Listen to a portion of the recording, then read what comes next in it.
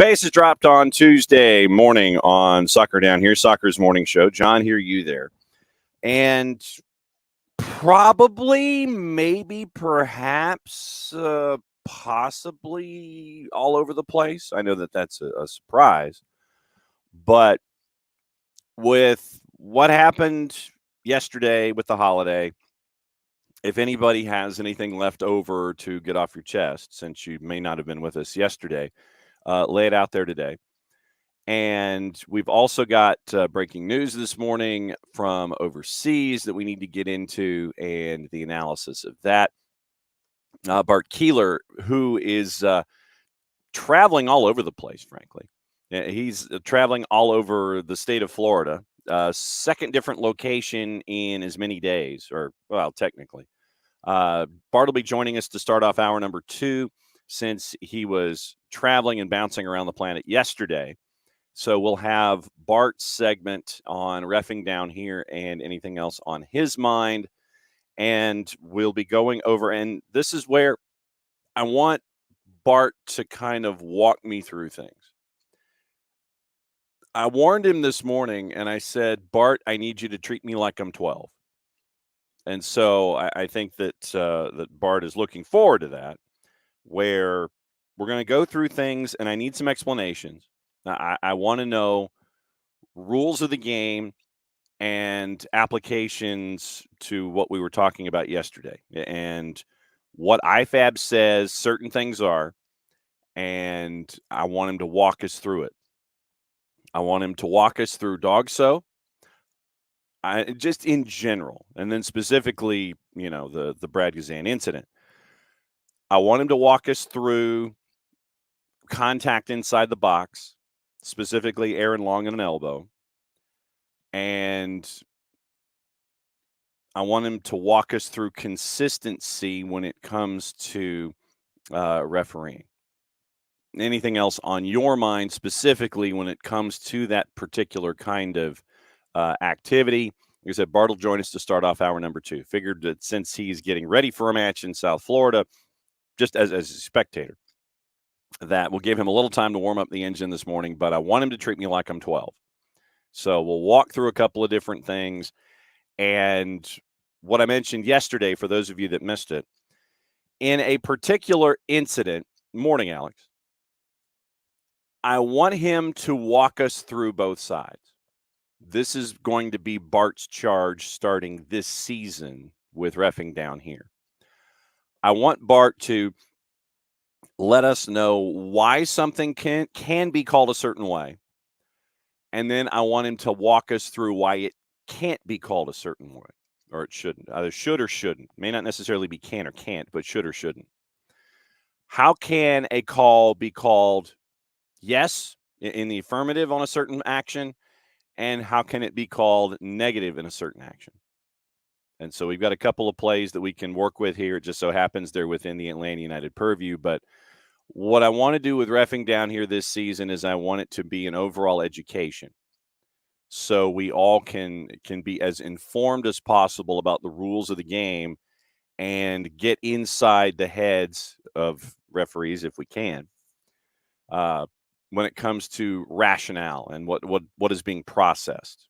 So that's what I want Bart's challenge to be this year when it comes to reffing down here. Is I want him to give us the yes. I want him to give us the why it can be called a certain way, why it can't be called a certain way, and then through the rules of the game and all these applications. So that's what we're going to be doing with Bart, starting with hour number 2. And then news came out yesterday, and we'll finish the show with that, having to do with a big loss inside the radio community. And so I figured we'd save that to the end and just kind of let everybody know what Miller Pope meant. So we'll get into that in hour number 2. Hour number 1, we got stuff.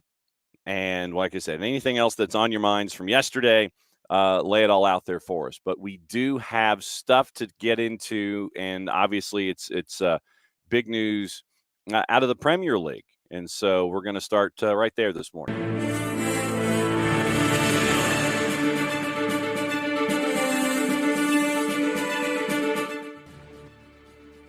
Dan Balagay and others, before the show came on this morning, laid it all out for us. Enzo Maresca is now going to be the new head coach at Chelsea. And I thought it was interesting that certain entities were saying, dude plays boring football. Not what Chelsea are looking for. According to our friends at Talk Sport, we know that Enzo Maresca is a disciple of Pep Guardiola. So he goes from being an assistant at Manchester City, and he goes to Leicester, and they lit up the championship, man. They really did. So Maresca goes, and they blow up the championship. Is it just me, or does he kind of look like Pep's younger brother? Just saying. So now you go from being an assistant to Pep Guardiola to getting a gig.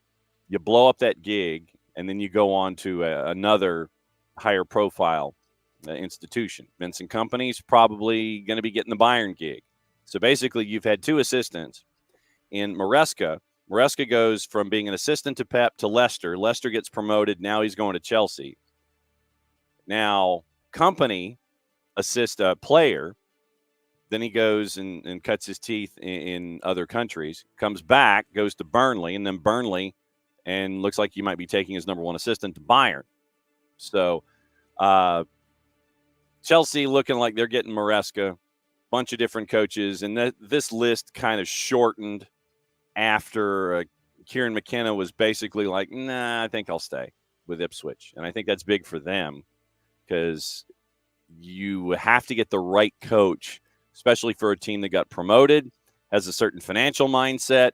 You got promoted again, and you blew up the championship, and you were the number 2. Top of the second tier for 97 points. Darren Ambrose was on Talk Sport, and like I said, take this for what it's worth. We know that Talk Sport likes to sit there and poke the bear occasionally. So Darren Ambrose, quote, I just think they're hoping he's learned off Pep. Everyone is looking for the next Mikel Arteta. I know some Leicester supporters, they won the championship, and we're still criticizing the way they play. They pass you to death, this Leicester team. They pass everyone off the pitch, but it's a bit boring. I don't think that's what Chelsea are looking for. I hate to break it to Darren Ambrose, but that's what Manchester City does. So Chelsea is getting a Pep disciple, so therefore you are getting what Pep does. What will be interesting is if the personnel at Chelsea will be able to understand / grasp / appreciate what Enzo Maresca wants to do. Yes, they pass you to death. Yes, they have possession numbers that are far and beyond others. That's on purpose, bruh. That's what they do. They force you to chase them. And it's bang, bang, bang, bang, bang, bang, bang, bang, bang, bang, bang. It literally is that. It literally is that. I hate to break it to Darren Ambrose, but that's what Pep and Manchester City do. And last time I checked, they were pretty successful. I'm just saying. Oh, they're boring. Sure they are. They're boring. Uh-huh. Have fun with that. Boring. Right. And pretty damn successful. Enzo Maresca looks like he's heading to Chelsea. The separation price was I think it was anywhere between 8 and 10 million pounds. So 8 to 10 million gets into the Leicester coffers. They need it because they might be starting the season on a points deduction themselves because of violations of PSR, profit and sustainability rules. So maybe Maresca knew that, no offense, Nix, and welcome back, by the way, that things were going to be a bit rough for Leicester out of the blocks. And so Enzo's like, maybe I should go and try and find another place. So it appears that Leicester might be starting the season with a points deduction and might be one of the favorites to be sent back down to the championship. I know Nix has his fingers in his ears and he's singing Tingalingaloo, but yeah, So Enzo Maresca, $8 to $10 million over from Chelsea, and Chelsea's just like, yeah, you could change for a 10. I don't think Bowley Clear really cared, but it's like they wanted their guy. They're going to pay the separation fee, and then there you go. So Enzo Maresca, now the new head coach, looks like at Chelsea. He's a football obsessive who's obsessed with total domination. John Percy over at the Telegraph writing a piece. The idea of inverted fullbacks, total domination of the ball, tiring opponents mentally and physically, ruthless breaking lines and overloads. Demand bravery and commitment, according to Percy. Make it clear that mistakes are part of the process. Obsessed with the small details. Surprised Leicester players by insisting very early on every pass has to be made to the correct foot. One full season, lifted the championship trophy, 6 defeats in 10 at one point. And you end up winning with 97 points. And so, of course, you always have the secondary idea that the squad was so talented and experienced, if they didn't do it, then it was going to be an abject failure. But, yes, Pep Guardiola, I swear to God, man, you look at the two of them, and it looks like literally older brother, younger brother with Maresca and Pep. But, yeah, if Leicester fans had it a certain way, and they were, how do we phrase this, unhappy with inverted fullbacks, possession, tiring opponents mentally and physically, and you call that boring? You won the blanking championship with 97 points. Manchester City, last time I checked, 6-8. That ain't bad. Darren Ambrose, sir, you got some work to do. So, fun. I'm really looking forward to seeing now, once again, will Maresca have the resources that Chelsea has been throwing out the window. It's like the old Little Rascals gif where you see was it Spanky, and he's sitting there and he's just throwing money out the window. Absolutely, just throwing money out the window. You're going to get that. Is that Todd Bowley now? He's just throwing money out the window. So we'll see. We'll see if that is in fact the case. They've got some PSR work to do. Who's going to be left? Is Conor Gallagher gone? Is Mudryk gone? Who's gone? Who's Maresca going to be dealing with? Who's going to be brave? Who is he going to be discussing brave things with? So we'll see. So there it is. Your new Chelsea coach, Enzo Maresca. You can't be surprised. In all honesty, about 10 million pounds in compensation. And once again, when Percy and Wallace, when you have multiple writers going after a story, chosen ahead of De Zerbi and Thomas Frank. And Kieran McKenna looks like he's sticking with Ipswich, even if Manchester United might be chasing after him and Thomas Frank and everybody else. 7th permanent manager in 5 years for Chelsea. We'll go ahead and be optimistic and say when Maresca signs. So everybody sits there and they look at Arteta, they look at Vincent Kompany, they look at Pep. Now they're looking at Maresca. Or basically you sit there and you go, Kompany, Maresca, Arteta. What's the tree? Pep. Yeah, boring. Whatever. If boring wins you a title in England, Leicester fans thinking that they were boring. Please. Chow, please. But it looks like Enzo Maresca is going to be the new head coach at Chelsea. So there's that this morning. A couple of other things in the Prem, which will count for opening kickoff. I always forget to do the beginning now with opening kickoff. It looks like the Sheffield United takeover is close, near £100 million despite relegation. And this is from McGrath and Percy at the Telegraph. The Silicon Valley-based private investors that are attached to Sheffield United, a capital investment fund looking for various projects. Initially, it looked like it was going to be 115 million, so it might be with relegation closer to 100 million pounds. Positive over a deal being done after talks accelerated over the last week. Plans have gone over to the EFL, who conduct the owners and directors test.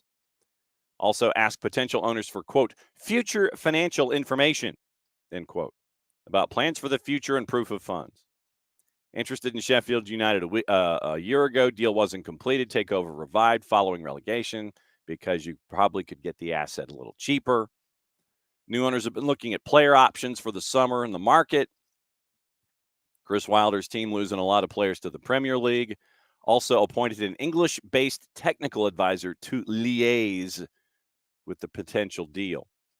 Positivity over a deal being struck.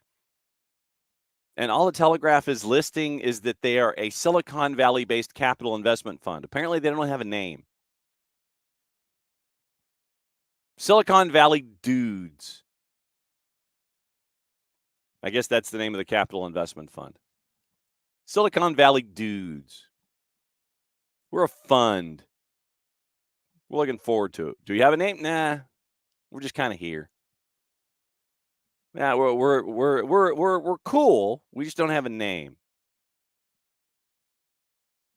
We're just a bunch of dudes sitting around a table. We're interested in Sheffield United for 100 million pounds. And you know, we're cool. We're a loose consortium. We're a construct. We're a construct of an organization. We're just kind of hanging out. So this capital investment fund is just kind of sitting there waiting for the approval of the standards and practices owners and directors tests, and it looks like they're going to go ahead and pick up the tab from Prince Abdullah. Remember that there was also discussions with a Nigerian businessman. I wonder what those conversations were like.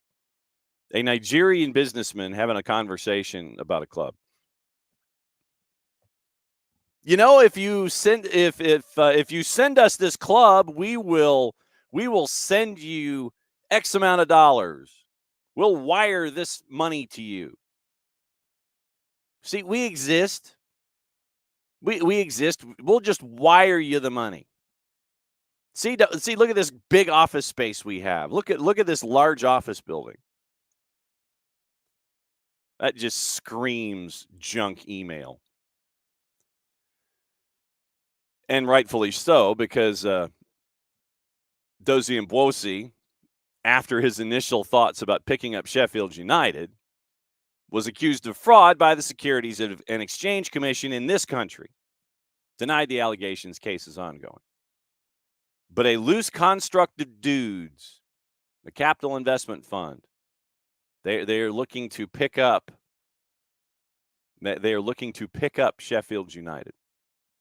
More power to them. Merry Christmas. That's opening kickoff, brought to us by our friends at Kickoff Coffee and kickoffcoffeeco.com. Oh, loose constructed dudes picking up a club, maybe.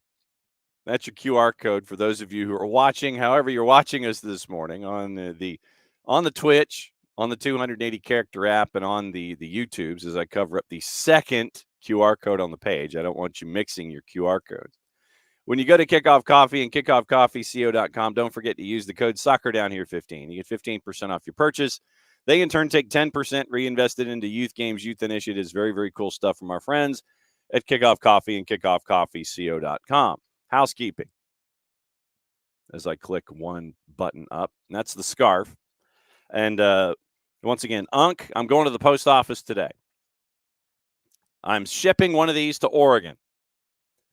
It's to help out our friends at the Marshall Islands Soccer Federation. And what you can do is help out a country at the ground level. You can help raise funds for them to try and work forward as the last country here on the planet to have a national soccer program. We've covered their story. There's a lot of different depths to it.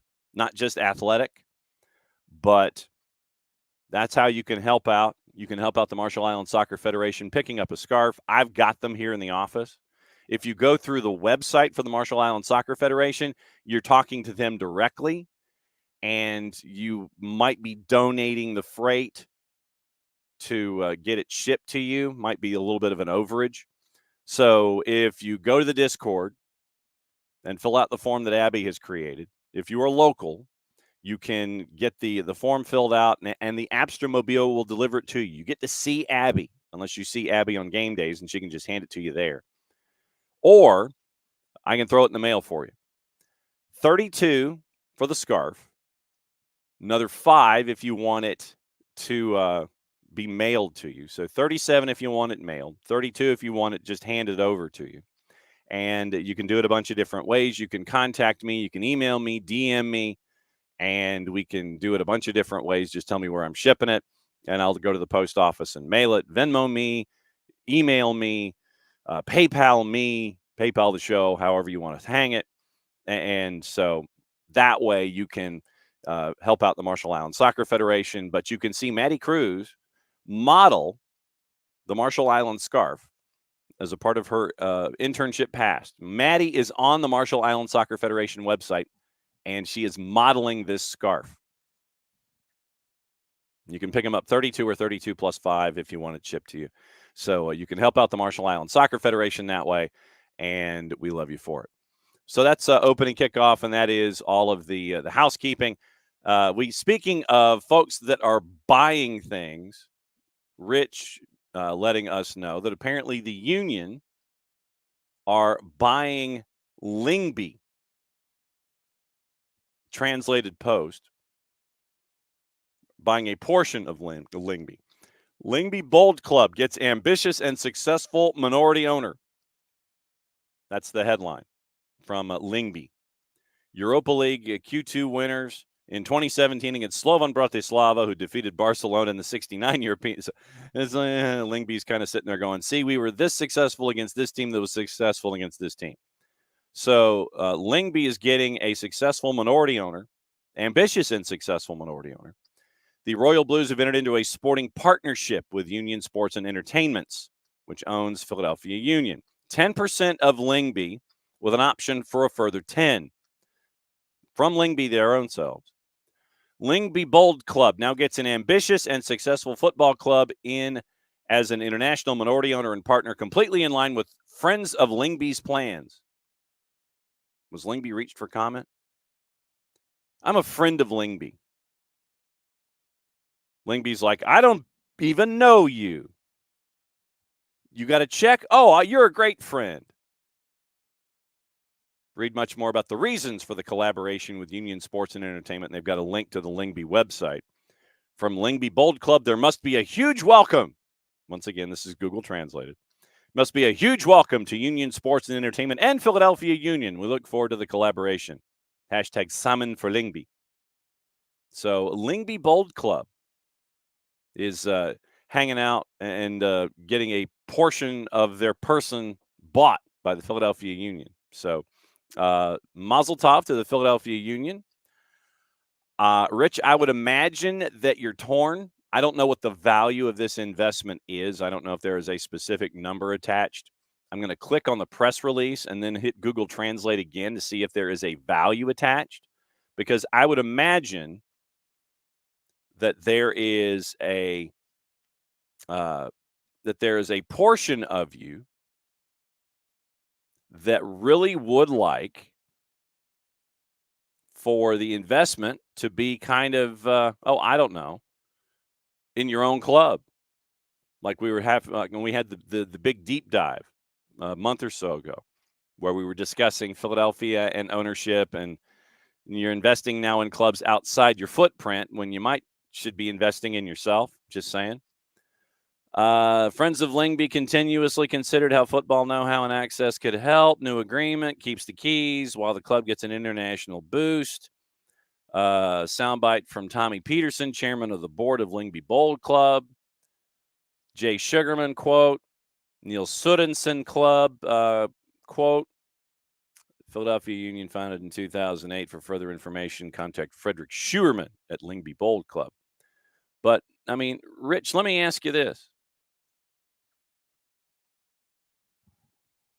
What do you guys think? Considering what we had in the discussion about Philadelphia Union, where and we had this big philosophical deep dive on a Tuesday, and it was real. It was, and thanks to all of you folks for letting us go in that direction. What do you guys think about this? I mean, I understand the idea of vertical integration and being involved and being able to send players to be a part of your system. Is Lingby do what you do on the field? Are you just sending folks over to a place? Are you investing? Do you see a future with Lingby? I mean, I've got more questions than I do answers right now. I mean, that's cool and everything that you decided to do this, but with all the issues that we talked about with Philly, stadium size, level of investment, as spoken by your head coach in players, I mean, is this basically taking the Quinn Sullivan Manchester City money and flipping it as an equivalency? I mean, I'm staring at this and I'm going, with everything that we talked about, is this really the time to do something like that? I'm just asking. So, uh, yeah, it's kind of there. Okay, it's interesting, and uh, so we'll see. But congratulations, I guess? Question mark. Congratulations, I guess. So, Rich's idea of the wording of ambitious and successful seems very stretched. Getting cheap talent from the Danish league. Yeah, so this seems like a pathway to get talent, to either ship talent or get talent, and not have to spend a boatload of money. But like I said, do they fit you philosophically? That would be one of my first questions. So we'll see. But yeah, congratulations? Question mark. Philadelphia investing in Lingby in the Danish league. So intriguing to say the very least. So I guess that's officially opening kickoff with all of the transactions down here. And so Bart Keeler is going to join us for reffing down here and anything else on Bart's mind coming up at the top of the hour. Like I said, anything that's left over from the weekend. And I know that Wiley's got a big the Danish the second link, Dell, is the press release that was posted in the Twitch pitch. The second link that Rich posted is the official press release. I don't know if the Danish papers have picked up anything yet, but if you did a Philadelphia Union Lingby search, there might be Danish newspapers. But yeah, Rich is linked to the press release from the club to what we have in the Twitch pitch. Dell looking at Paul Tenorio this morning and seeing what is up with Paul. What is up with Paul? Okay, interesting. Speaking of ownership down here, Tim Way has joined the ownership group of the USL team Brooklyn FC. Brooklyn FC is going to be joining League One next year. By the way, next year in USL League One, there's going to be like 27 new clubs. I mean, obviously not that many, but there's going to be a lot of clubs apparently that are going to be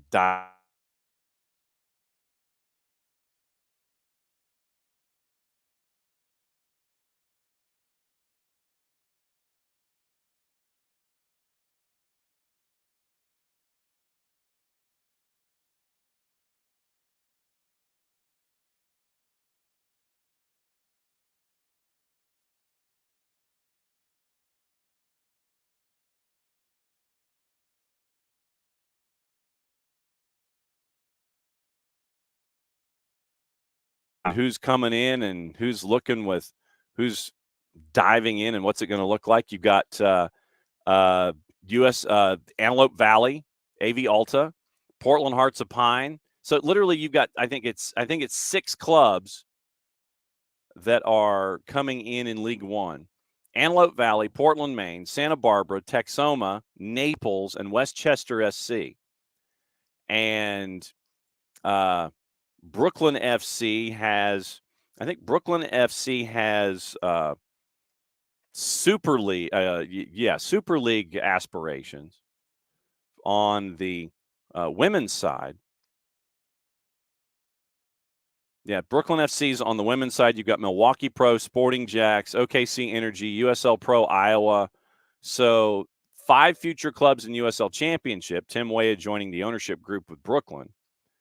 But Brooklyn, Milwaukee, Jacksonville, OKC Energy once they get their stadium situation squared away, and Iowa looking to dive in. And so you've got 5, it looks like, coming in USL Championship and 5 coming in League One. League One really needs the teams more than anybody because of the geographic, just the geographic jaws of life that were put out there. Just that it's like, okay, we got an East and a West. And now that Spokane is there, they've got a dance partner with Fresno, but Antelope Valley becomes a dance partner with Fresno too.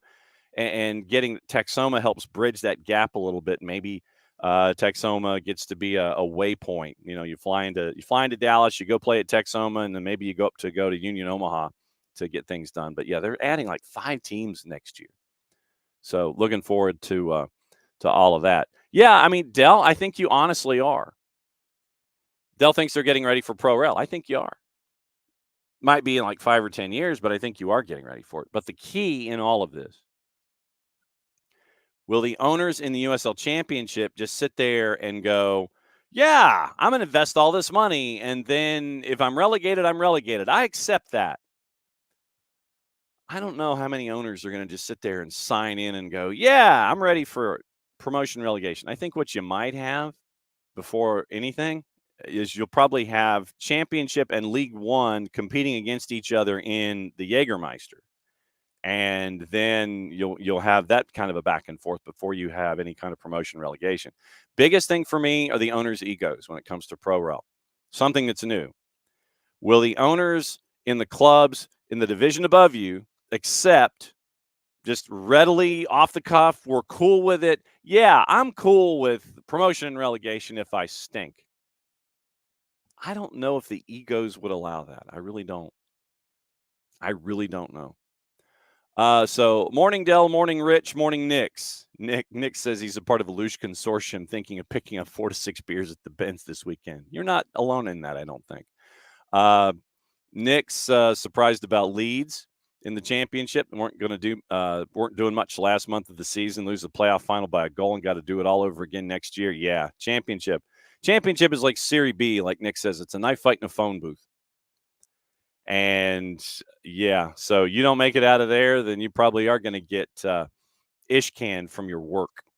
Morning Wiley, morning Four Card, morning Alex. Wiley, yeah, and we are going to be discussing this with Bart, but let me go ahead and bring this in this morning. Don't worry about a long post. Goose, terrible header, come out fine, but he could have just nodded that to the side and been aces. I mean, he was airborne. I don't think the attacker could have recovered after the face ball and coming to a stop, even if there hadn't been a collision. But still, GK Union, nice seeing you in the hallway outside the Delta Club. Yes, waiting with the press corps. Wiley, yes, it's always I'm glad you said hello. And I'm always it's humbling when people stop by or they're buzzing past you when they say hello. It's always been humbling for me to see that kind of stuff. But it's great to see everybody. My take on before Bart comes in at 10, let me walk through, Wiley, what I was thinking yesterday with Brad. And for those that were not a part of yesterday's show, you can dial in as well on the Twitch pitch. The ball took the hop. It goes over the top. Bogusz is chasing. And it takes a hop that goes straight up as opposed to, a hop where it bounces and then it carries. This bounced and then it looked like it went straight up to me. So Brad, being the last line, he's going to come out and challenge. Brad gets to it first, and I mean he's in the air and he's trying to head it. So wherever it goes at that point is wherever it goes. It just so happens that it goes off of Brad's head, hits Bogusz square in the nose, at 125 miles an hour. There's no way in my mind that Mateusz Bogusz, A, was going to catch up with that ball, and B, that ball was nowhere on target. Nowhere near. And so Brad being airborne, he tries to do whatever he does, and he makes contact with Bogusz. Foul, fine, I get it. You make contact with Bogusz after you head the ball, it hits Bogusz and rockets back the other way, and it ends up going wide of the target. Then you call a foul, I'm cool with it. You get a set piece from 20, no problem. Absolutely no problem with it at all. But then you get into the whole idea of Brad and making contact and all these different kinds of things. So Brad jumping out. I mean, Brad's literally, he's splayed, and he does. I don't think any of us can really contort when we're in midair. And so, you're trying to make yourself as big as possible as a keeper. So I'm going to get up out of my chair. All right. So if Brad, and this is for those of us who are watching as opposed to those who are listening later, but I'll try and describe it. So if Brad is jumping out of the 18 and he's trying to launch himself toward the ball, launches himself toward the ball, and he's up in the air and he's doing the Superman bit and he heads it. So he heads the ball and he's looking down from what I remember. I mean, ball's going to go wherever. Brad isn't looking at the ball to head it. Literally, he is launching himself to head the ball away from Mateusz Bogusz.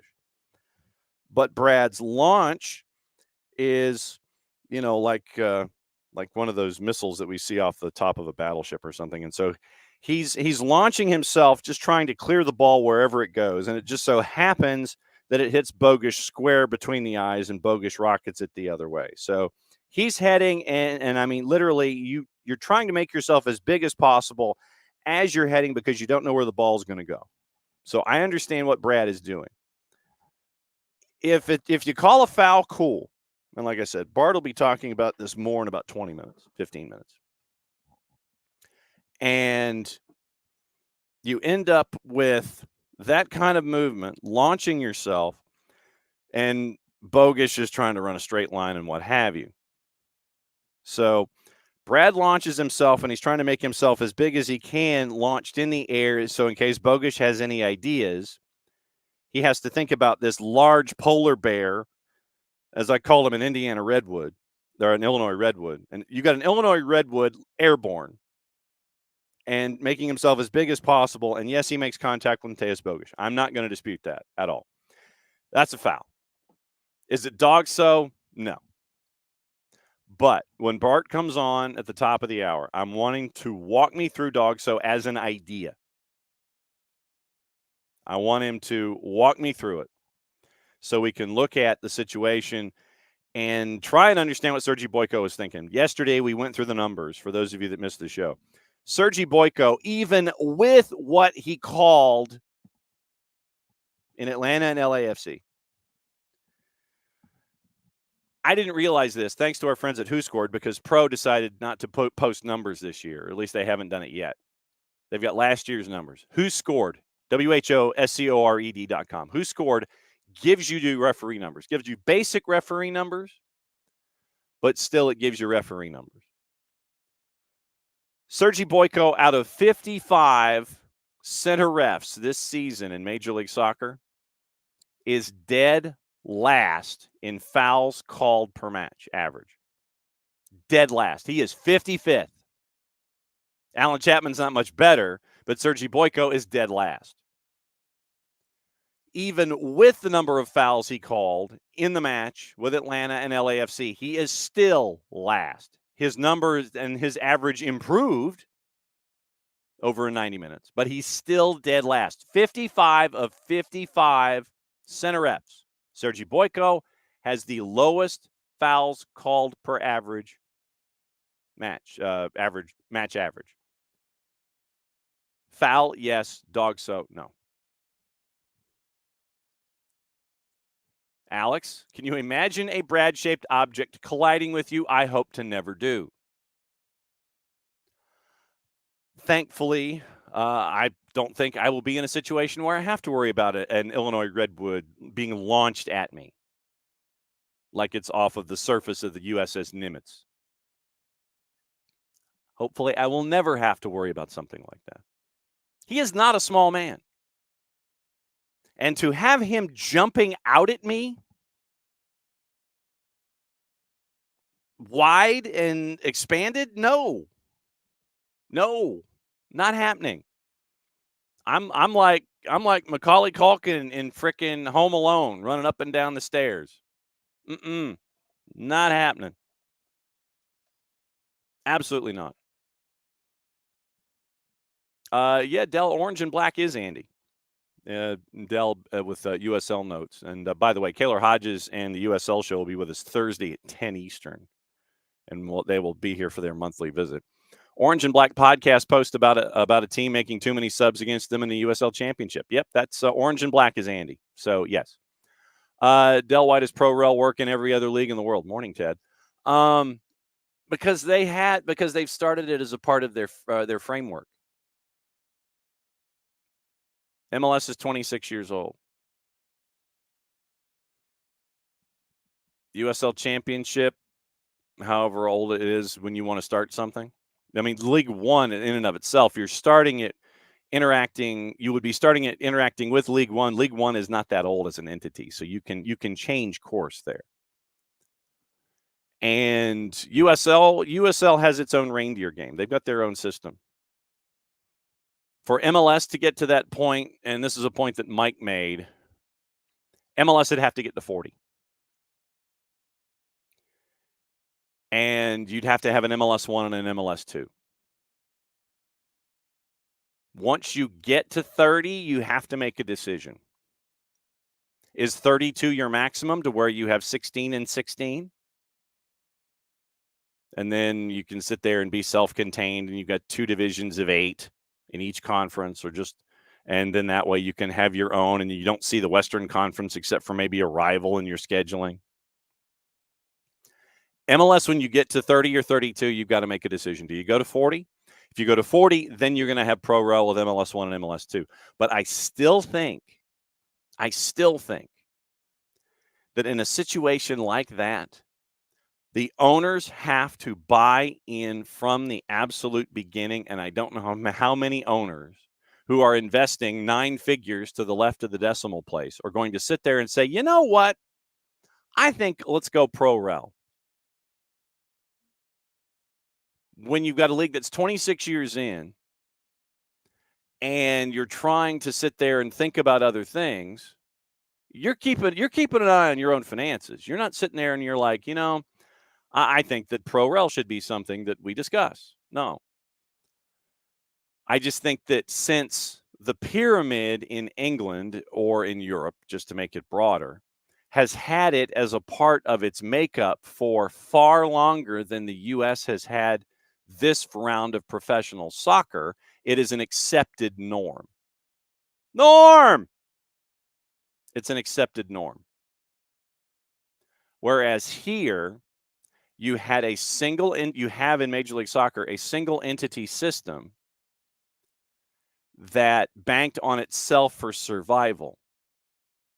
And so now you're at the point where you have all of these owners, all this money invested from a Major League Soccer standpoint, where they're looking at the collective of Major League Soccer versus what you've seen in Europe. That's why I don't think that pro rel will happen in Major League Soccer unless you get to 40 and you make a concerted effort to get to 40. And the owners themselves who've invested all this money will sit there and go, you know what? Let's have pro rel. I just think that you have the finances of all of these owners in Major League Soccer and the ones that are going to be investing as much as they are. I think that they view it as too much of a financial risk if they were to do something like that, because then the value of your franchise, as evidenced by the discussion we were having with Sheffield United earlier in the show, initially they were going to be sold for 115 million pounds if they made the Premier League, if they stayed. Now that they're not, it's 100. So now you've got that in European markets, you have it in other places, you have it every place else. Alex says Pro Rel is a solution to having far too many clubs, basically hundreds, to mount a balanced championship. True. And you end up with the USL, and Jake Edwards had said this as much at a championship game a couple of years ago, that they were looking to have Pro Rel in the USL championship. And I think now that you're getting to, let's see, if you add the 5 that are going to be there now, if you have the 5 new clubs looking to dive into USL championship, you have a total of 29 teams, adding the 5 that are coming in short order. So 24 and 5. You have 29 teams. You're getting close to that decision point of 32. 32. So if you go 29 in USL, all right, so let's say 29 in USL. Then you go to USL League One, and right now you've got 12 plus 5, 17. So at the end of next year, you'll have 46 clubs. That could put you in that range with some, trial and error. Although I wouldn't know how you would figure it out, as to, with 46 clubs, 29 and 16, how would you sit there and go, yeah, okay, is it the bottom 2 clubs? Bottom clubs in each conference? Are those the ones that would be the ones that you sit there and you're like, okay, you're done? But then you'd have to have folks that would be up for that. That to me is the other part of this. Owners that would be up for that kind of a thing. I don't know if Major League Soccer owners would be up for that. USL, I think it might end up having to be part of the secret handshake. Is that, if Pro Rel's coming and you own a club, you've got to be cool with this. So you look at that. Really quickly, Dell wants to know if that was the same as it was in the A-League. So let me check the A-League and see if our friends at the Wikipedias have A-League men. Highest level, premier soccer competition for the sport. And let's see, origins, organization. Let's see, organization, logo, and trophies, squad formation, salary cap, media coverage. See also, I think they are their own. I don't think that they have a 14 teams have won it, records, media coverage. I guess I should go Australia Soccer Pyramid to try. Oh, Australian Soccer League system. Okay, here we go. Let's see. Current system until 2024. No relegation. Yeah, the A-League does not have relegation.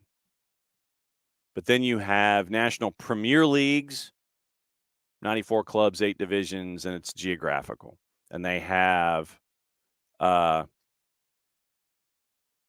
right now. They're going to add 2 from New Zealand, still not have relegation. Then the second division, starting in 2025, is going to have either 10 or 12, no promotion relegation. Then the Premier Leagues themselves will be level 3. So third division will be the Premier Leagues or the Premier Leagues. Second division will be the second division, no promotion relegation. A-League men, no relegation. So yes, Australia is right now with Australia and adding expansion teams in New Zealand the same way. They do not have any kind of relegation from the top flight.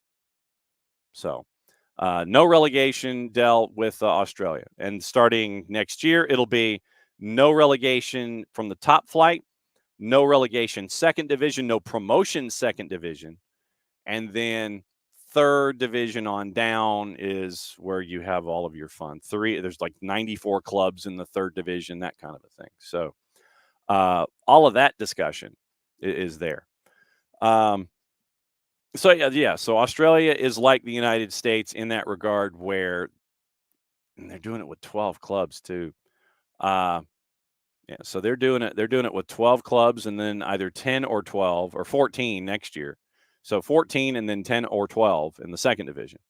But yeah, I mean USL championship. Like I said, Jake Edwards wanted it. It's a part of the discussion. But the owners are going to have to put their egos aside, and the ones in the championship, because there are challenges both ways. For League One, are the owners going to be in a position to be able to invest if they were to be promoted? For the league, for the USL Championship owners, it's going to be a situation where, okay, are you still going to invest if you get relegated? And then you'd have a lifetime of USL and USL League One. But you look at the standings, and let's just say 2 up, 2 down. And right now it would be the Miami FC. Do you think Ricardo Silva in a heartbeat would sit there and say, yeah, I'm for relegation? There's no way. If Ricardo Silva was in a position to deal with relegation, if he's faced with it, there's no way that I would think Ricardo Silva would be a fan of being relegated. He wouldn't have signed up for the USL Championship if that was the case. I don't think it changes. Morning, Abby. I don't think it changes since Jake left, because I think that Jägermeister Cup is probably the first dipping the toe in the pool of any kind of pro rel, where you've got League One teams playing championship teams and there's going to be a trophy attached. So I think that's still kind of like a roundabout way of kicking the tires on it. But yeah, if you relegated the Miami FC and El Paso Locomotive, would those ownership groups sit there and say, yeah, I'm for it? I don't know if they would. Would the 5 clubs coming in sit there and go, well, yeah, I think, yeah, we're cool with Pro Rel and we'll be a part of it? I don't know. I just think that the financing is too big. Yeah, and that's true, Rich. Silva barely puts any effort into the Miami FC now. Yeah, it's pretty bad. Playing at the soccer stadium on the campus of FIU. I don't know if they've moved over to the football stadium now that they're back in the regular season, but they play their Open Cup matches at the soccer stadium at FIU. I think in front of about 12 fans. But yeah, so would you be of a mind to continue to invest in those situations? That is the larger point. That's the larger question for me in all of this. Would you continue to invest if you were subjected to a pro rel idea? I don't know. I really don't. Don't have any idea.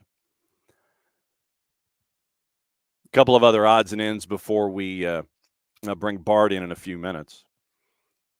I know that this one will shock you, but Xavi has put out the word that, if you're interested in Barcelona, you face a difficult gig. Xavi's warned his successor to be prepared to suffer. To the new manager, I will tell you, you will suffer. This is a very complicated place to be. It's a difficult job. You have to be patient. No, Xavi doesn't have a new job lined up. But Xavi said the quiet part out loud. You want in here? You're going to have to suffer, bud. Looks like Manchester United's contacted De Zerbi. They've contacted Thomas Frank. Unai Emery signed a new 5-year deal with Aston Villa, by the way. And That was probably one of the biggest no-brainers in the history of Earth. Wayne Rooney's the new head coach at Plymouth Argyle. The perfect next step, as Rooney says. And then John Textor wants to dump his 45% stake in Crystal Palace. And he's considering investing in Everton. While that's still going on, Andy Hunter and Ed Aarons over at The Guardian confirmed he's attempting to sell, has shareholdings in Lyon, Botafogo, and Molenbeek via Eagle Football Holdings, has been exploring a sale of the 45% stake in Palace, and has appointed Rain to find a buyer. He wanted out of Palace because it was not a perfect fit for a multi-club ownership model. He'd be interested in investing in another Premier League club, providing he sells Palace's shareholding. And once again, we know all about what's going on with Everton, far too much. Moshiri has extended the share purchase agreement for another 3 days to 7/7/7. Why? 8 months. Moshiri's told Everton's fan advisory board this week he's received from other interested parties, Textor claiming to be among them. And so Textor believed reluctant to depart Selhurst Park, but he's become frustrated about the lack of influence he has at the South London club, despite being the biggest shareholder. Steve Parrish, who has 10%, retains the casting vote in the boardroom. And they re-signed Dougie Friedman as well.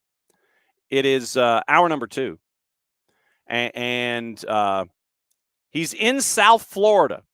We've got to figure out where. Is he in a hotel? Is he in an art gallery? We've got to figure things out because it's time for Bart Keeler to drop by. So, where are you? I'm in an Airbnb in Fort Lauderdale. Okay. And you're looping here. It's like I'm hearing myself twice. Are you? Yeah. Yeah. I only hear you once. Yeah, I hear me twice. Audio, microphone. I don't know. I don't know either. As we sit here and work out audio problems down here. I don't know. Maybe this is better. Is it? I have no Yes. idea. Okay. It is. Great. All right. So let me properly promote the fact that you are here from South Florida.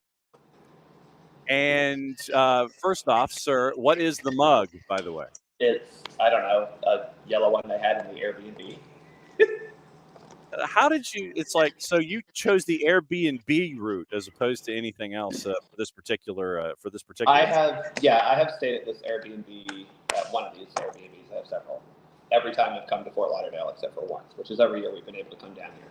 So it's relatively inexpensive. There's a pool literally right outside my door, and it's close to the bars on Las Olas and close to the beach. So, aha.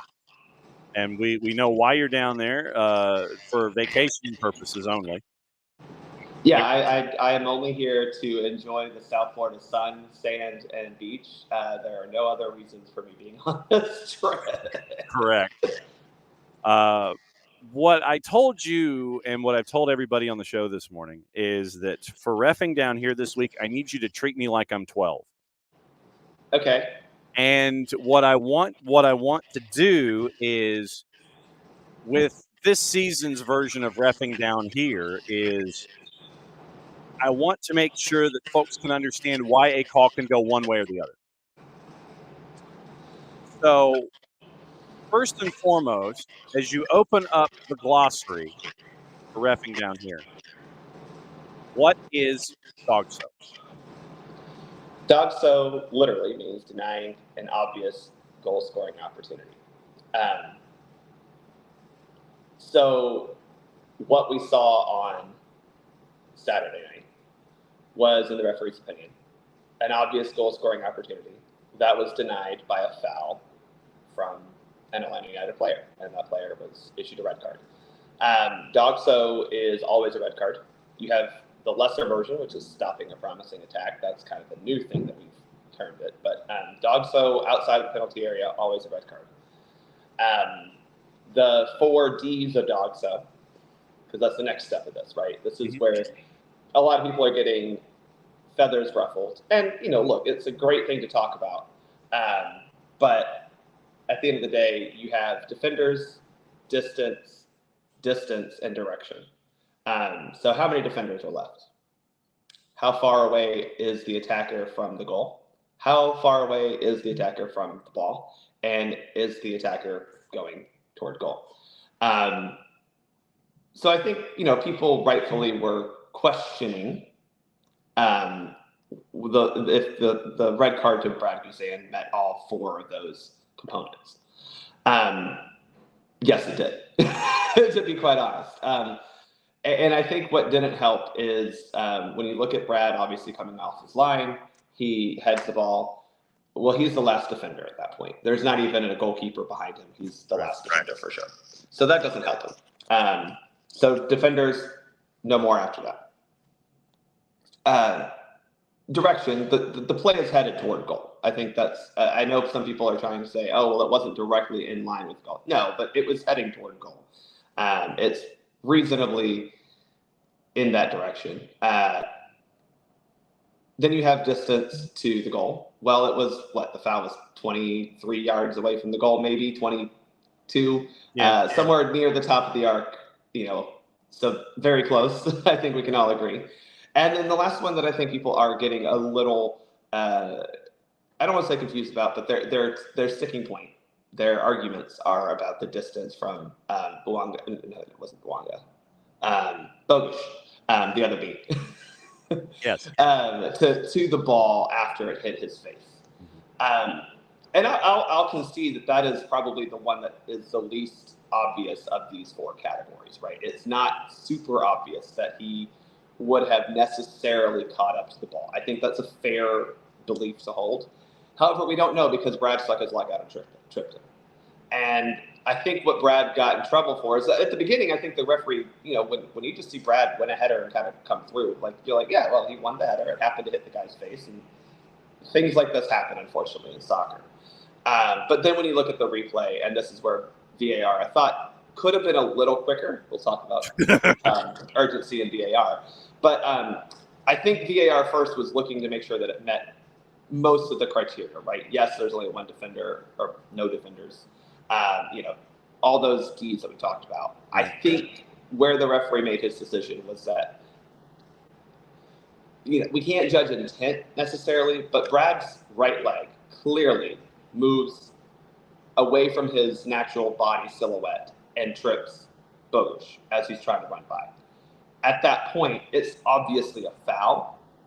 And then you're looking at, it's kind of hard to say that it's not denying an obvious goal scoring opportunity. Okay, so let me walk through the other side before we get into review and time at a monitor and things like that.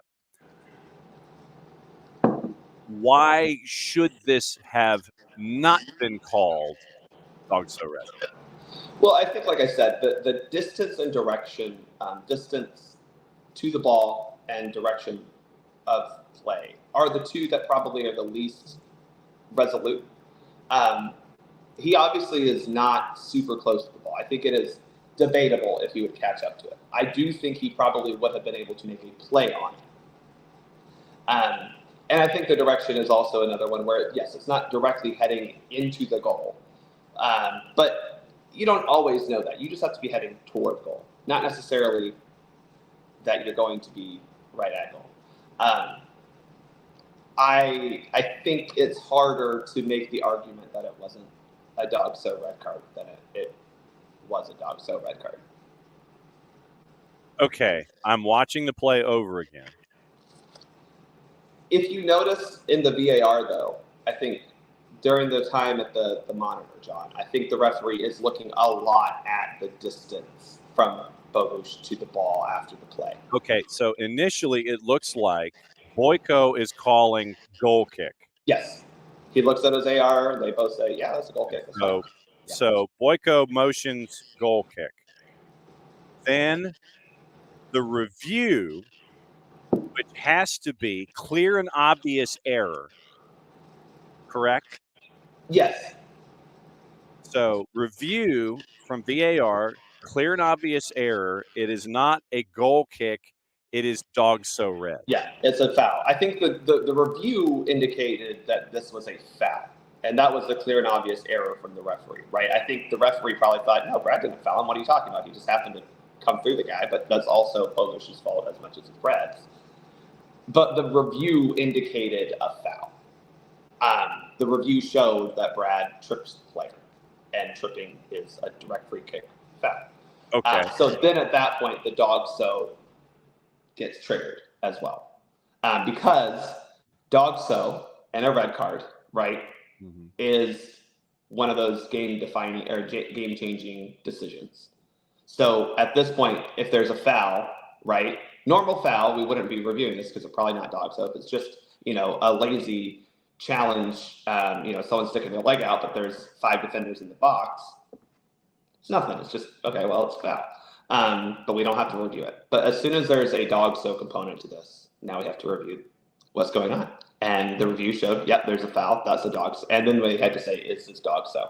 And that's what the review is. It's just determining, yes, there is a foul. Is this dog so? And I think it's really hard to say that once you see Brad trip the player and the player is heading toward goal with a relatively close ability to play the ball, it's got to be dog so. Why not just call it a foul outside the 18? Well, you can't do that then, right? Because at that point, it's nothing. It would have just been a goal kick because VAR doesn't call fouls like that. It's just because the initial call was a goal kick. So because this was a dog so potential foul, that's why we had to review all the things. Why? So the option was either it's a goal kick or it's a dog so red card foul. Okay. So then why did this take so effing long? Because if you're looking for a clear and obvious error, this was not something that seemed to be clear and obvious, because if the review took and I've got to go back and look at this. It took a long time. We had 8 minutes of stoppage time. Yeah. And that's another thing I got to get into coming up as a part of our yeah. I think it's a fair question, John. I think it's fair that it took too long, right? Because to me, once you find the angle that Brad tripped him, you got to signal to the referee, hey, we see a foul. We need to review for dog so. And then you're looking at, well, he's clearly the last defender, right? And then you're going through the others. Okay, how far is he from goal? Well, he's pretty close to goal. Is the play heading toward goal? Yeah, it's heading toward goal. And is he in a reasonable distance to play the ball? Yep. I think it shouldn't have taken as long, especially to determine, yes, this was a foul. I think I would have been more fine had the referee spent more time at the monitor to go through his own checklist to say, okay, yes, that's Brad's the last defender. We met the defenders category. Okay, distance. Well, he's 20-some yards out from goal. That's pretty close. Distance to the ball, direction to play. That's where I think you saw a lot of freeze frames from when the time of the ball. Brad tripped him to see where the ball was in comparison. I think I'm okay with taking a while to look at that to make sure. I think the problem for me was it took too long up in the video booth or out in the video booth. I forget where they're at now. Dallas. Dallas. Right? Yeah. That's the problem. You moved everything from Atlanta. You went to Dallas, so got stuck in traffic even worse than we got. Mm-hmm. But I think had they spent more time, the center referee spent more time in the video booth, video screen himself, I think we would have been a little more okay. I do have a problem with how long VAR took to look. The VAR took to signal, hey, you need to go look at this.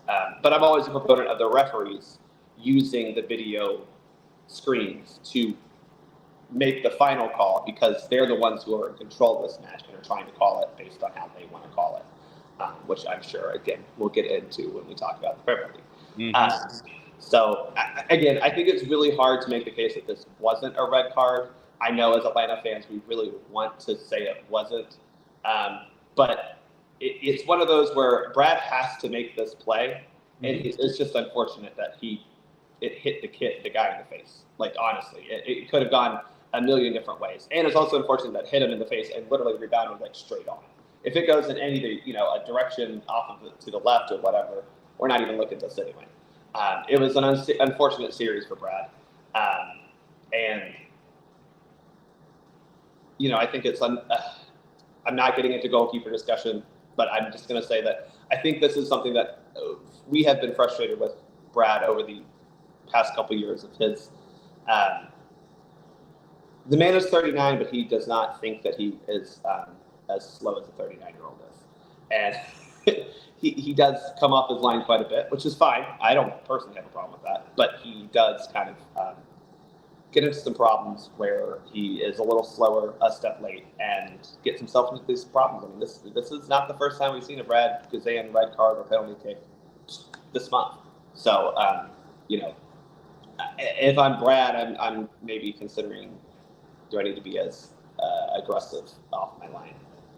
So, looking at the replay, multiple angles. After the ball ricochets off Bogus's face and goes straight. It's fairly straight. I want to say it's direct, but it's not like it hit his head and went elsewhere. Right. You look at the trail of the ball. The ball goes over the end line outside the 6. I mean, it literally is a straight line, not going toward goal. Like I said, and treat me like I'm 12 today. Yeah, no, I think, but again, that's one of those where I think if you're looking at the 4Ds, the direction and distance to goal, to the ball are the two that are the least firm in this decision. But I think, again, it doesn't have to be going on goal necessarily, right? This is a goal scoring opportunity, not an obvious goal. Okay. And so the opportunity would have very much still been there, even if you're, 2 yards outside of the 6-yard box. That's still a pretty good goal scoring opportunity when you consider also that there are 0 defenders left. And really at that point, very few defenders would have would have been able to get back there and help. So I get what you're saying, but again, it's not, it's an obvious goal. It's a goal scoring opportunity. Okay. And that is an obvious goal scoring opportunity. Okay. All right. So I mean, for most players, not for me or you, John. Like we would flub it, But for a professional who then banged in a free kick right after this, he probably would be able to get that and somehow figure out how to get a ball on a shot on target. Bart Keeler hanging out with us here for Reffing Down Here, and anything else on Bart's mind that he'll slide into his paragraphs this morning. It comes out of the coffee, John. I think that's the problem. Joins us from South Florida as he's getting ready for midweek madness involving Major League Soccer. 8 minutes of stoppage time. Yeah. Most of that coming from, I'm guessing, the review content. Yeah, there wasn't a whole lot of stoppages outside of what's his face? Atuesta being a doofus. The whole game. I love Jarrett's tweet about how he should just be embarrassed. This is embarrassing. It is. It absolutely is. So when it comes to players that, chirp, as Atuesta is very good at. Yeah.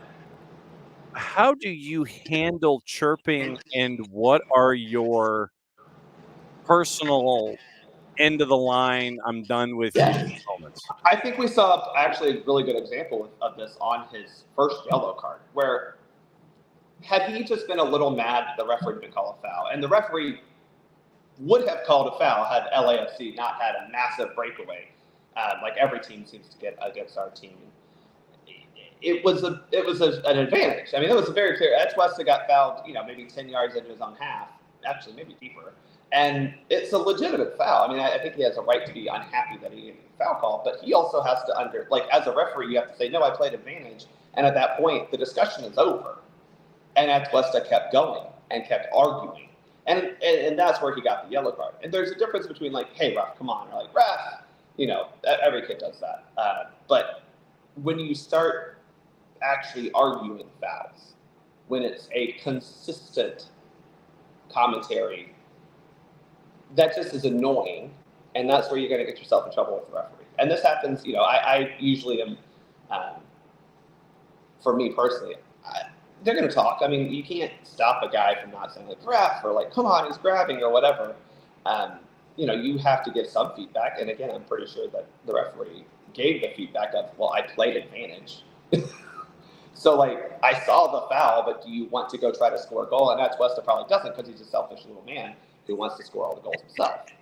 And I think, again, when you continue that argument past the initial play, Mhm.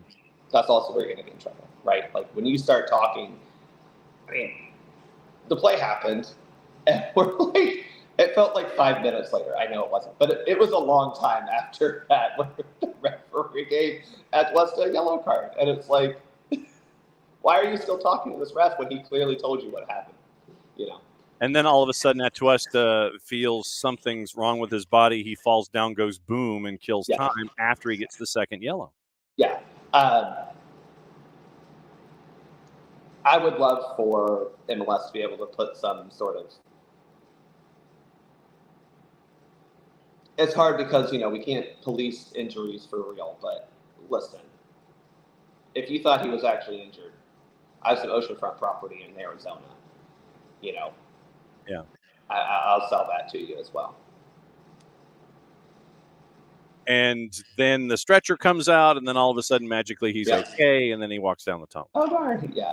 And this is where I think, you look at MLS trying to implement a lot of protocols around injuries, substitutions around injuries, how much time it takes for an injured player. Those are things that their league is clearly trying to weed out. Just based on the protocols they put in place. But it's tough when he's already supposed to leave the field, right? Like, and you can't give him another, like, you can't, double secret ovation him and give him another red card. But I would like for Disco Committee to punish players more for not exiting, in a proper manner. And this is one where, like, you didn't leave it.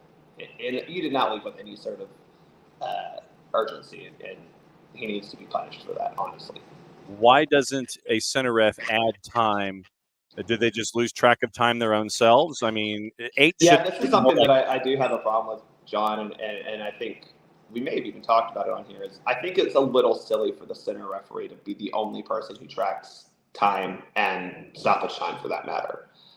This seems like, to me, a perfect opportunity for VAR or an AVAR or the fourth official to be the ones checking their watch. Maybe the fourth official, they're being busy being yelled at by Jim Curtin, but probably an AVAR who's, just tracking, like, okay, well, that player, okay, well, he went down at, 49:51 and he got back up at 52:30. Okay, we'll add a minute and a half. And, I know that's what we do.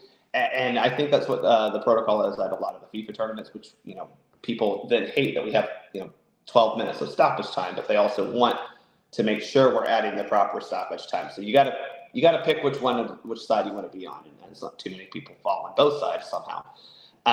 But you're right. I think that there should have been more time added, and I think it was 8, but I'm not entirely sure. It was 8, right? Yeah, and it wasn't a lot past 8. It was 8. It was 7. It was 7:56. It wasn't even 8. Well, I got news for y'all. The referee starts his watch before that first half whistle blows, and the second half the referee's watch probably started, so it was probably 8:00 on his watch. Yeah. But no, there should have been time added for that. I think 8 was a little too was too little. IFAB came out with a notification, and this actually came out this morning. If a player makes contact, and literally you can go to at the IFAB, and this is literally what they put out this morning at like 2 hours ago before the show started. If a player makes contact with an opponent's face with the hand or arm while challenging for the ball, the referee awards a direct free kick or penalty kick if the contact is A, careless, no card, B, reckless, caution, no card, C, using excessive force, sending off, red card. Careless. Player shows a lack of attention, consideration when making a challenge. Reckless. Player acts with disregard to the danger to or consequences for an opponent. Excessive force. A player exceeds the necessary use of force and or endangers the safety of an opponent. Which of those is Aaron Long? This was definitely borderline reckless, I think. This is one of those where it probably could have been a yellow card foul. It really should have been. Because it did seem... I don't want to say it was excessive force, but it definitely was one of those where you knew what you were doing. Careless is you go up and you just kind of like bump a guy, in the face. That's careless. Your arms are a little too high. Careless could be a high boot where you're just not paying attention to where the other player is on the field. Those are careless fouls, right? Like you're not really putting anyone in danger, but you're being a little, you need to play under control. That's my line that I always tell players. This was probably a reckless foul because of the way he used his arm, elbow, forearm, whichever part of the arm you want to call it. Yeah. Used it not only to gain an advantage, but in a way that was, I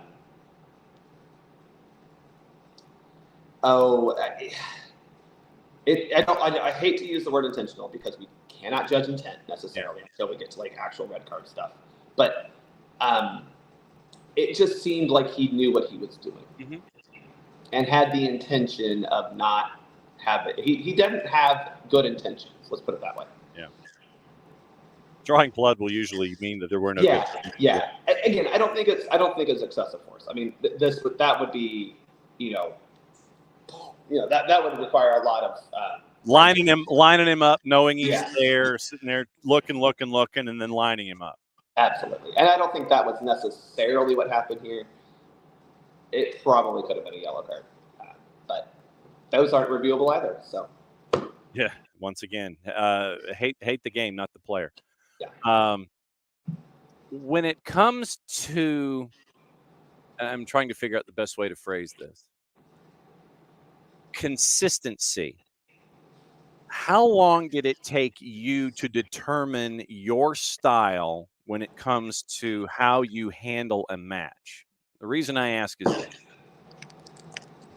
You had a center ref who didn't like to call fouls in the first place. Like I said, 55th out of 55 Major League Soccer officials going into this match. He's still 55th.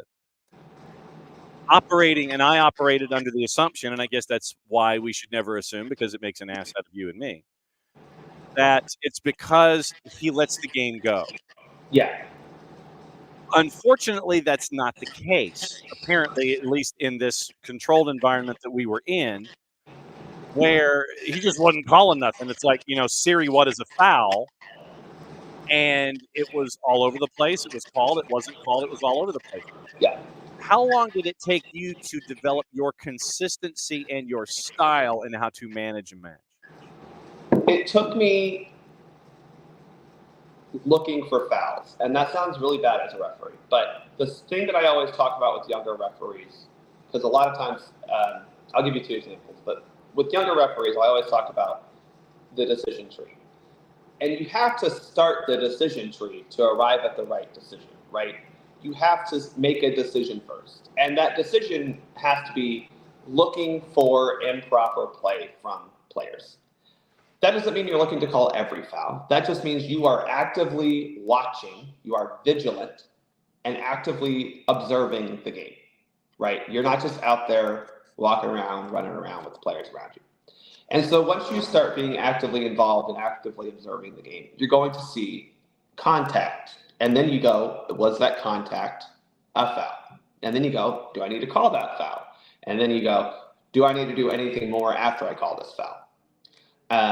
And then sometimes it's, what am I writing in my report? But it does start with that initial active engagement into the game. And that's why it does take a long time, because a lot of times, for younger referees, and this particular ref isn't necessarily young, but younger and inexperienced referees, they haven't reached the level of active engagement because they're just making sure they're not running into kids, or they're making sure that they're not, they're getting all the other things right. So they call the obvious stuff because it's obvious, but the little things are harder to find. That said, John, I know a lot of older referees who they say, "Oh, I just let the players play." I let the players play. What they mean is, I'm not confident in myself to be consistent enough with my foul calls, and that is hard because even where I am is doing this for 15 years. You do get yourself where sometimes you call a foul that maybe you didn't call earlier, and sometimes it's because there are conditions that are slightly different. But you develop what you want to see in the game and what you don't want to see in the game, right? What types of challenges do you like? So, for example, I'm a little more lenient on a little of the pushing and shoving with players as long as they're not kicking each other, right? Um, some referees don't call any of that because, again, they're just not confident enough to be consistent or confident enough that they can make the calls the times they need to. And I think this referee borders on that of maybe not just confident enough to make the foul calls consistently because he's not able to recognize when they need to be called all over the field. And then you overcorrect. Some people do, yeah. I mean, I get to the point sometimes where granted, I'm doing 4 games a day, so I'm doing a lot of games. These guys are doing maybe 1 a night, 3 a week, type of thing. I have to sometimes overcorrect myself where I'm like, oh, I feel like I'm calling things a little too tight. And I have to say, okay, well, you're not calling it unless you're 100% sure it's a foul. So you do kind of have to balance yourself, be it game to game or sometimes even in game. And sometimes the in game balancing comes from the players.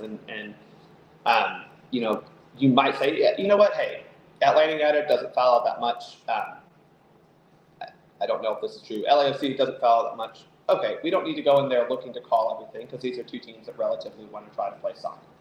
I do this a lot in my ECNL boys games where most of the time you think, oh, 17-year-old boys, they're just a bunch of testosterone that are going to punch each other. And while that's sometimes true, as I'm sure Abby can attest to, most of the time at the higher levels, they are actually trying to play soccer.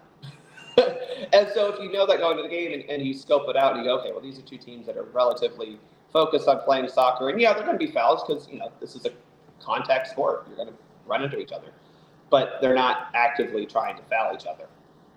Sometimes you might take a step back and be a little lenient with what's going on. But sometimes that backfires where you start seeing teams be more aggressive. And so you have to adjust. A lot of times I've refereed this one guy, Brian, over at Tysa, so shout out Brian. He said that, we have 3 phases of the game. We have the beginning where we're trying to set the tone. The middle where we're trying to adjust our tone and involvement in the game. And then the third phase, which is keep that, right? We want to keep the tone, keep the level of what we're calling so that we do get to the consistency, especially as things get crazy at the end of a game. So that's what we're looking for. Again, in game, sometimes you're going to change what you might start calling because you approach the game in a different manner, and then it turns out to be a completely different game entirely. I mean, if you went into a Philly game and they started actually passing the ball to each other, that would have confused the hell out of you. Sorry, I don't know why Philly's got me straight this morning. If you went to a St. Louis game and they actually were trying to play out of the back and connect passes to the midfield instead of just running into people, that would confuse you. You're prepared for it, so that might be like, okay, well, maybe I don't need to call things as strictly. But if you were to go to a Columbus Crew game, and all of a sudden they're flying everywhere, running at everyone, trying to kick the ball away before it even gets there, or even after, that would also confuse you. So you would have to adjust your calls at that point as well. All right, one final thing that I wanted to discuss with you before you get out of here and actually go, I don't know, enjoy the beach or something. Yeah, beach is on the plans today, yeah. The 10 points that Wolves made yesterday as the Premier League gets ready for their all-hands-on-deck meeting on June 6th. Wolves are going to make 10 key arguments in favor of scrapping VAR, which is dumb in the first place, but okay, fine. When you look at these 10, there are some that are incredibly haughty in their Haughty, haughty, in their observations. Not hotty toddy. Yes, not Hoddy or Hotty, depending on how you spell it. But when you look at these 10, what is your overarching thought about what Wolves thinks about VAR? I don't think these are arguments to scrap VAR because people have always distrusted referees. And I think one of the problems is the way that because we got to a point where we have much better replays, we could see how wrong referees were at some points because sometimes we get it wrong. We're only 3 people out there chasing around world-class sprinters who are trying to kick a little ball around. We're going to miss stuff. What I think these are more points to how to fix VAR and adjust the processes and protocols, because as I've said multiple times on this here show, the Premier League has the worst VAR protocols and processes that I've seen of any major league, right? And I think, to me, they just need to adjust how they're doing it. Because I think VAR, we argue about it a lot, and we go through it seems like every week we have to go through it. And I get that. But wouldn't we also be going through, if there was no VAR, right, and Brad didn't get that red card, well, LAFC fans would be going through like, well, look at this replay. Look what happened here. How did that not get called? And instead, we're going, well, how come it took so long for them to call a red card? But at the end of the day, I think the call was right, and that's what you want to get. I do think that sometimes, I think the argument that, oh, well, fans have lost trust is a little. Look, you can make a poll, say whatever. Hey, by the way, it's an election season. You can make a poll, say whatever the hell you want it to say, by the way, depending on how you ask the question or how you interpret the data. So I think that's a little bit what's going on with their fan trust thing. But I do think there's some level of truth to the fan enjoyment that the delayed joy, I think, is one of their key points is, oh, well, you're not celebrating fully because you're afraid of a VAR call. And it's like, well, you can still celebrate, but unfortunately, sometimes these things might be wrong. But how many times have we celebrated and then you look over and the referee's got the AR's got his flag up for an offside? Yep. That happens too. Okay. Like I said, I just wanted to get your. I think Wolves is just sour grapes. I think all of these are more critical points that VAR and the PGMOL need to work on to try to get better at it. Not necessarily any argument for scrapping it. Right, and that's they can be better. Yeah, that just get better at it, and that happens with age and patience, neither of which the Premier League seems to have when it comes to new ideas. Well, you forget, John, the Premier League is the greatest sporting institution that's ever sported. They have done nothing wrong ever in the 20-plus year, almost 30-year history of the Premier League. But even more so, the FA in England have never done anything wrong in the game of soccer, ever. That's why they've only ever won a World Cup on their home soil. One more thing before you go, before I kick you out so you can go enjoy the beach. Abby wants to know about idea about adding 2 more ARs to be able to call which team gets throw-ins. When the AR is in midfield, expected to make a call at the near corners to who gets the ball. They can't always tell who really was last to touch. I mean, that's fair. That's also the center referee's job at that point. Okay. The AR is just hopefully telling you that the ball went out of play or not necessarily who it came off with. And that's true for just about anywhere on the field, to be honest. The center referee has the final say. And a lot of times in those corners that you're talking about, Abby, that's where the center referee needs to be deep and making those calls. But I don't think it's a bad idea. I think it is a legitimate issue with soccer that we have too few officials actually on the field for the amount of action that's going on. I mean, shit, hockey has 4. Two refs and 2 assistants. And they have 12 kids on the ice. That's a pretty high proportion. Basketball has 3. 3 to the 10. Even baseball, which has literally no actual action going on ever in the games, in sport ever, has a freaking umpire at every damn base. And then more in the postseason. And sometimes, but that's where I think you look at those postseason umpires who are doing the line calls out in the outfield. Do they really help? Maybe a little, but it also could be fixed by the umpire on third and first. Actually, turning around. Getting their little butts in gear and moving. R.I.P. Angel Hernandez. And then some don't have little butts, I guess. That's where we're going. Yeah, that's the other problem. Right? They're not little butts. What's the latest with Soccer for USPOD before you get out of here? We dropped a roster talk on Friday. I was hoping to maybe do something with the women's roster coming out. We'll see if that happens. I am on vacation, and I don't get back until Thursday at 9:30 p.m. So we will see. But if it doesn't, we'll have recaps of the first Emma Hayes games, which is really exciting. We have Emma Hayes finally here. She's doing her press tour. She's on Good Morning America or Today? One of those two. Sure. she's here. She's finally ours. She's here to lead us to victory. She's got to beat the Spaniards at some point. So There you go. Go enjoy the beach, my friend. Thanks for hopping on, and we will catch up with you on the next edition of Reffing Down Here and Stuff. Yeah. Hope if anyone's at the game, hope we have fun watching. Hopefully, Messi play. I have 3 tickets. I have tickets to 3 matches that may or may not involve Messi this year. I'm hoping I get to see him once. So. Oh wow. Okay. enjoy your Airbnb mug, my friend. We'll see you soon. Bye, y'all. All right. That's Bart. He's in South Florida. Now we bring in Jarrett. Morning, Jarrett. Morning, John. We were discussing a lot of reffing down here, and I wanted Bart to treat me like I was 12 this morning and walk me through dog so and walk me through adding time and walk me through elbows and walk me through chirping and all of these different kinds of things. So it was a rather eventful reffing down here segment this morning where I wanted to make sure that Bart gave us both sides of the equation when it came to incidents that happened in the LAFC match with Atlanta United. So that's where we got to spend the last half hour of the show. I mean, yeah, because there were decisions in that game, and yeah, that's the word. That's the word to use. There were decisions. There certainly were. I still don't necessarily think any of them were wrong by the letter of the law. The dog so one, I think the question still is like, would he have gotten to it? Does it meet all the requirements of it? Yeah. But you can find the pieces there. The elbow, I think, is an orange card.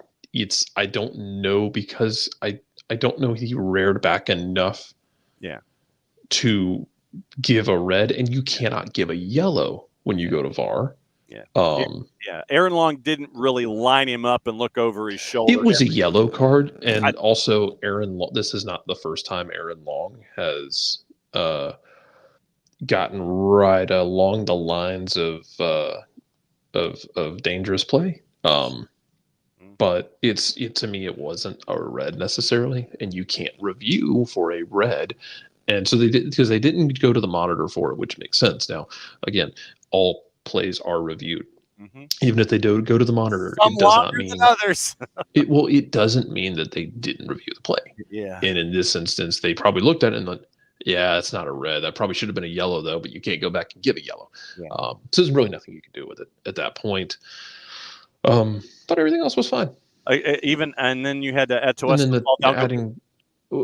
Well, that's just the referee being bad at his job. Yeah. Is that Atuesta wasn't sent off when he was, and then that's Steve Cherundolo also being very bad at his job. Ooh. Because once Atuesta decided to truck Tristan Muyumba or Jamal Tiare, whoever it was, right. And wasn't sent off for what was pretty blatantly a yellow card tackle. Cherundolo should have had him off right then and there. And then 2 minutes later, he does it again. And then he gets sent off. Like, it was the fact that the ref didn't send him off the first time was just, it was inept officiating. Yes. I would not go so far. I would not go to the extremes that I know, refs cheat and Paul. We're not going to accuse an official here of being intentionally bad at his job. This is the, never accuse malice when ineptitude is an acceptable answer. Right. So. Yeah. And I think that's where we were on a bunch of different levels when it came to what we saw on Sunday. Doug Robertson, because Atlanta was inept in the buildup again, and both teams were very tired. You could tell both teams were dragging as that game went along. But once again, Atlanta turning the ball over in buildup. I thought they had good sequences where they would, if it wasn't there, they were playing the ball back, which isn't a sin, despite what everyone will want to scream. Because I thought they accomplished their goal a couple times where they would play the ball back, pull LAFC further up the field. Correct. But then, as you're trying to play through them, which there was space to do, LAFC was not, they ain't Red Bulls out there pressing like experts.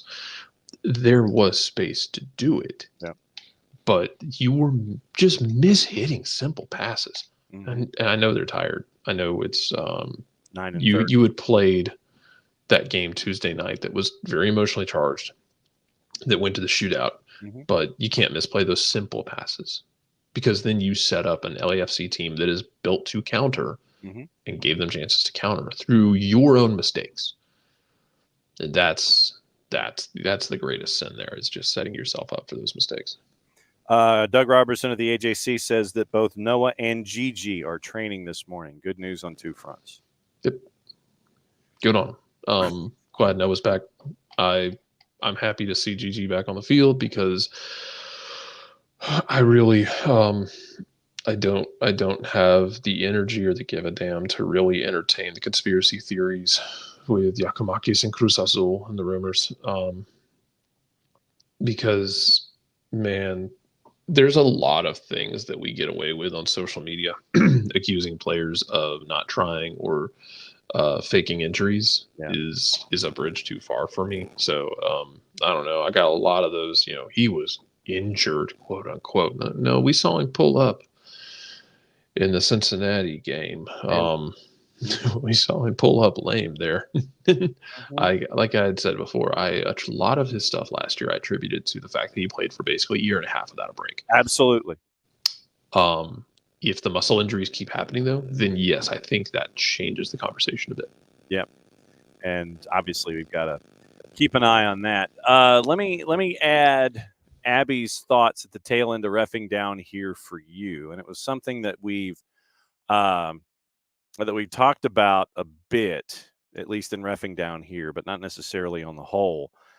Abby is looking to add 2 more ARs to help out, to just make it basically 50-50 situations where ARs are only responsible for their half of the field. And so you would add an AR on each side to help out with who really did touch the ball last, those kinds of things, to help out the center ref, since the game is apparently now being played at, if you were to ask Wolves, a speed with which the current set of referees can't keep up. Then Abby is asking if we were to add an AR on each side, if that would help things out. What say you, sir? Are you happy? Maybe. Are you happy with one and two with a fourth, or do you want to add 2 more? That's fine, right as it is. I'm fine. If you want to experiment with it, fine. MLS Next Pro coming your way. Absolutely, I could see something like that. And yeah, there were so many things that I'm still trying to figure out. It was mentioned in the Twitch pitch about Open Cup, where have you ever seen a center ref help out dudes who were cramping? Not outside of like UPSL. Yeah. So we saw that in Open Cup, and that was something that was out there, and it was intriguing to say the very least. When it came to Dell's like no more refs. It'll only make it more confusing. So no refs, period. That's what we'll just wipe all the refs out. Yeah, he was going the extra mile at Open Cup, and so yeah, refs are going extra miles to either not do things or do things. And so we're seeing extremes here. Just give me somebody who's going to go right down the middle. Give me somebody who's a 50-50 guy who gives me the right amount of energy. And if it's going to be 8 minutes, it's 8 minutes, not 7:56. If it's supposed to be 10, add minutes to make it 10. Don't just call it at 8. That was another frustrating thing in the entire list of frustrating things that were there. But yeah, this morning it's like, tell me why something can be and tell me why something can't be. And that's what I think is important here when we're discussing things. When we see action going on in professional soccer where we're sitting there and it's like, well, why was that called? Why was that not called? Those kinds of things. And I think that having that as Jared as an opportunity to have Bart explain and walk us through certain things, I think it's important to have someone with refereeing experience walk us through both sides so we can sit here and understand, okay, why could this get called? Why could this not get called? And so that way we have a decent information pool that we can draw from. Well, that's just me. Yeah, well, I think when we have isolated incidents. When we make sweeping changes after isolated incidents, it gets tricky. Mm-hmm. No doubt. Let's see. So Dell is asking, do you think most refs are ex-players? I don't think. Maybe to a smaller level. Yeah. Like, I don't know. The idea of ex-player, Dell, I think is probably a random. I mean, it's that is a definition that can kind of go a bunch of different ways. Is it going to be something that what kind of ex-player are we talking? Is it like second division, first division player? Did he play in college? Was it pickup? Those kinds of things. Dell's saying, I think that it's helpful if center refs or just refs in general were ex-players. You would think that it would be helpful if they were ex-players, because it would give a greater understanding of why someone does something in a particular situation. But then you would think that if they were an ex-player and understood the rationale of a particular action, then it wouldn't be as all over the place as it is sometimes when you're trying to go, Siri, what is a foul? If something is arm fighting, it's like, you got dudes who are fighting and there's no real advantage being gained, and they're grappling and pushing and doing whatever. If there's no advantage gained, to me, let them go. But if you're going to call, a one-sided grab, or if you're not going to call a one-sided grab and then you call it the next time it happens, are you setting an example for the second person, or did you let the first one go? I think that if you're not even-handed in your distribution, then you present more questions than you do answers. And I think that, once again, it's to Bart's point of not having confidence in yourself to make a call in a certain situation. If you're going to call the foul early, call the foul early, but keep it consistent, instead of overcorrecting in the second half because you called a foul early, or you gave a yellow card in the 11th minute, unless it was something completely and totally blatant where you've got to set a bar.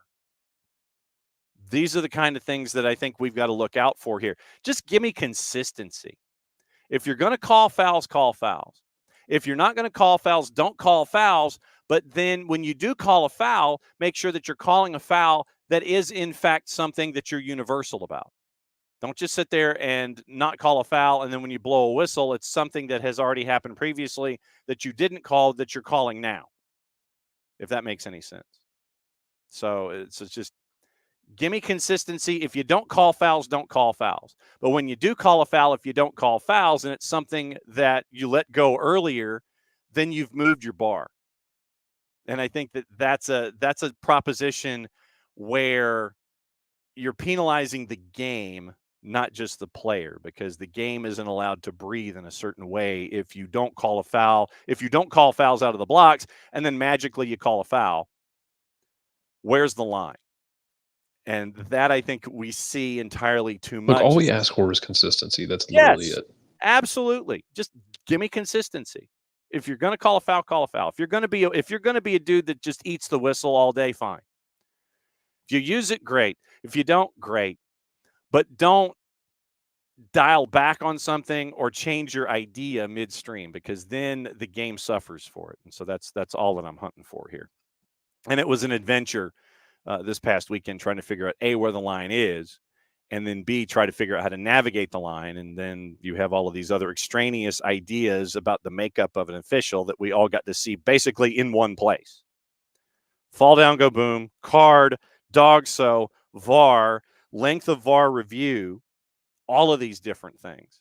We saw it in a microcosm with one crew about everything that seems to be wrong and gets magnified when it does go wrong. And it happened in one location. I don't think that the other locations had as many incidents that Atlanta and LAFC had with one particular crew.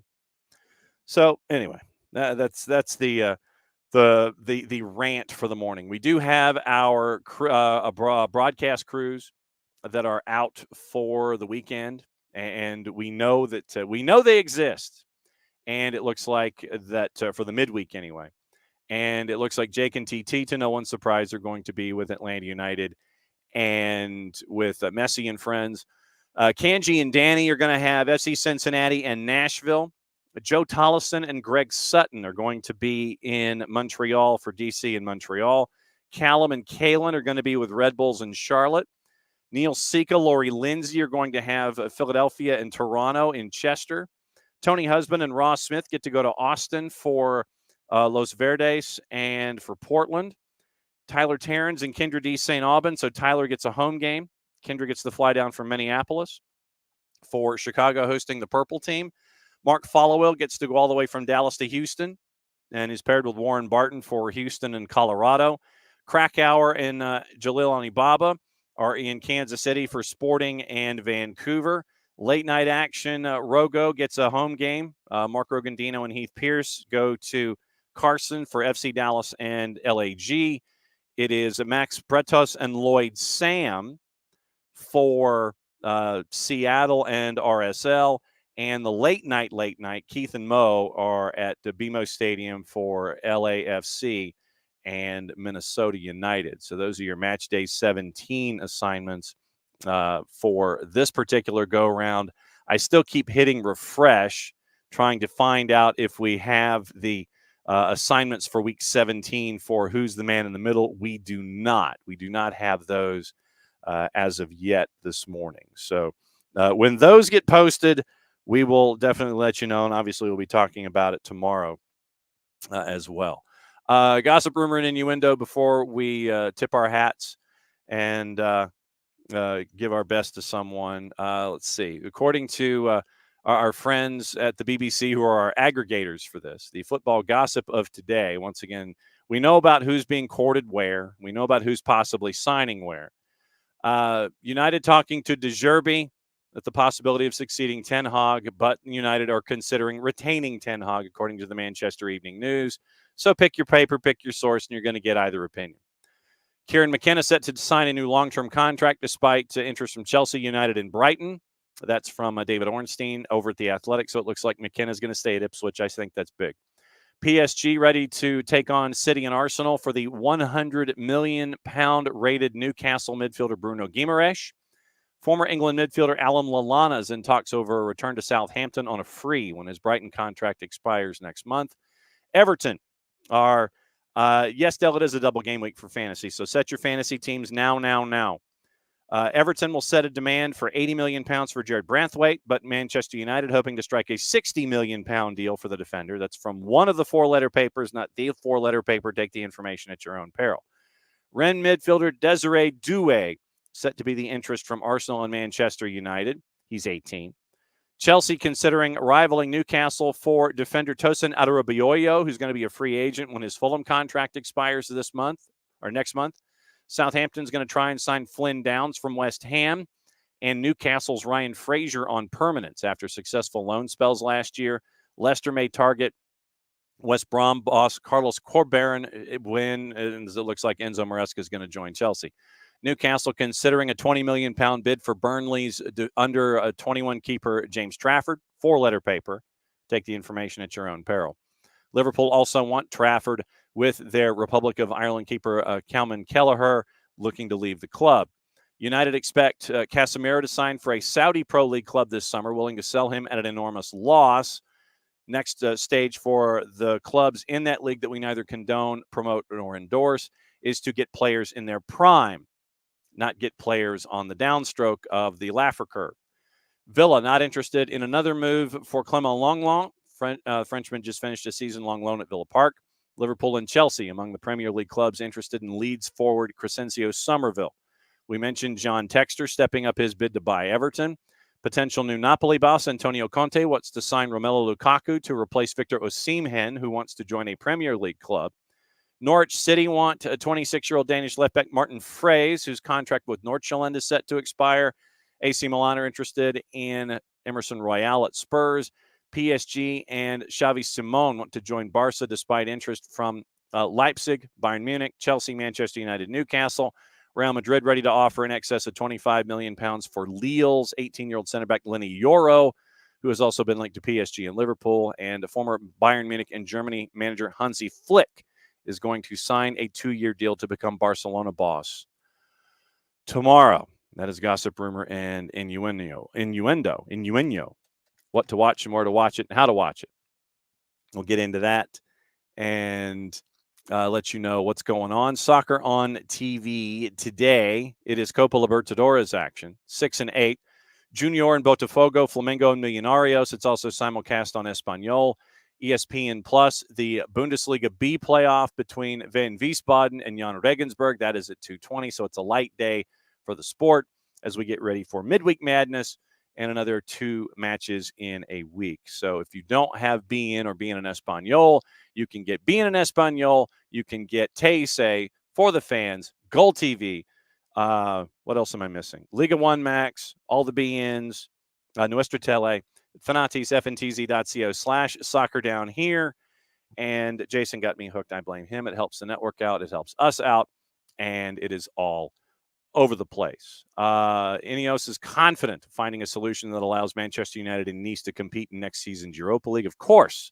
And they're trying to do the same thing, trying to figure out Girona and Manchester City in the Champions League. All right. So before we go, Jarrett, yesterday, it's news that you don't want to ever see, especially when it comes and surprises you like this. But we lost, and I know that we'll throw the word legend around a lot when it comes to sports and things like that. But when it comes to individuals who are a part of the fabric of what we do, Miller Pope is a part of that fabric, and we sadly found out that we lost him the other day, and it is not going to be the same in the radio community. It's not going to be the same in the media community here in Atlanta with Miller Pope shockingly passing away, and we got that news yesterday.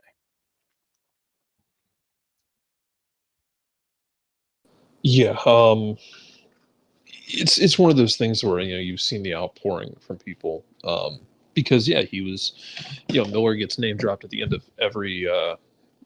pretty much every broadcast having to do with Falcons, Braves, United, Georgia Tech, a lot of stuff around the city. But Miller had been doing this, I think Miller started at GST in '79. Wow. Put it this way, he was and we're gonna play connect the dots here, and I don't know that everyone's gonna get these references, and that's okay. They're mostly for me right now as I'm working through this ish. His Miller could tell you stories about Skinny Bob Harper. Yes. Skinny Bob Harper, for those of you that don't know, if you ever watched the show WKRP Cincinnati, just one of the greatest sitcoms in the history of television, and you will never convince me otherwise. Them's fighting words otherwise. But Skinny Bob Harper was the inspiration for Johnny Fever. There are a dwindling number of human beings left from, and I know this phrase carries a lot of eye roll, but the good old days of radio. Yep. Which I didn't get to take part in as an adult, but I took part in as a kid because as a kid I was a part of radio because my mother was, and I on days like today when school was out, I would go sleep in she would work the morning show. I would go sleep in the sales office because I had to get up with her at 4 a.m. But those 70s, 80s, 90s, just wild animal days of radio where it was chaos.